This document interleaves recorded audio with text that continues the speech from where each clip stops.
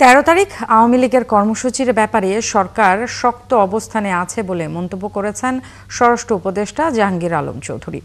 মঙ্গলবার সচিবালয়ে আইনশৃঙ্খলা সংক্রান্ত উপদেষ্টা পরিষদ কমিটির বৈঠক শেষে তিনি আরও বলেন, সন্ত্রাসীদের কোনো ধরনের ছাড় দেয়া হবে না।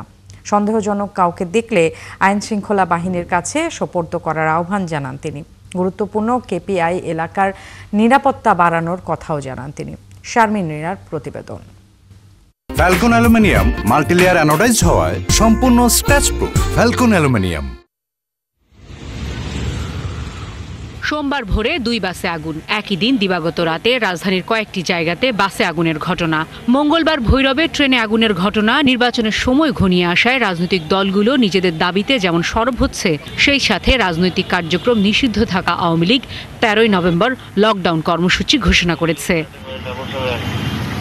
কিন্তু কি প্রস্তুতি রয়েছে সরকারের? মঙ্গলবার সচিবালয়ে আইনশৃঙ্খলা সংক্রান্ত উপদেষ্টা কমিটির বৈঠক শেষে সেই প্রশ্নের উত্তর দিলেন স্বরাষ্ট্র উপদেষ্টা। 13 তারিখের ঘটনা নিয়ে এই ক্ষেত্রে আইন শৃঙ্খলা বাহিনী কিন্তু একটা শক্ত অবস্থান নিয়েছে।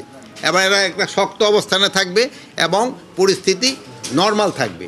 কোনো ধরনের কোনো আশঙ্কা এখানে নাই। আর সন্ত্রাসীদের কোনো ধরনের ছাড় দেওয়া হবে না। আর একটা জিনিস হলো, রাস্তার পাশে যে তেল বিক্রি করা, এই কিছুদিনের জন্য এটা বন্ধ থাকবে। যেহেতু এই তেল বিক্রি করে এই তেল দিয়ে অনেক সময় বিভিন্ন ধরনের অঘটনটা ঘটায় ফেলায়, সাথে সাথে পায়। উপদেষ্টা বলেন, সন্ত্রাসীরা যেন জামিন না পায় সে ব্যাপারে সংশ্লিষ্ট মন্ত্রণালয়কে জানানো হয়েছে। তাছাড়া নির্বাচনের জন্য আইনশৃঙ্খলা বাহিনীর প্রশিক্ষণ সহ সামগ্রিক প্রস্তুতি সমান তালে এগিয়ে চলছে, জানান স্বরাষ্ট্র উপদেষ্টা। কোনো সন্ত্রাসীকেই কোনো ধরনের ছাড় দেওয়া হবে না।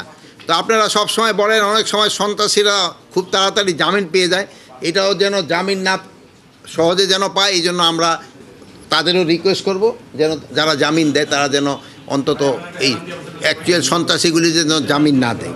রাষ্ট্রীয় গুরুত্বপূর্ণ স্থাপনাগুলো নিরাপত্তা জোরদার করা হয়েছে বলে জানান স্বরাষ্ট্র উপদেষ্টা।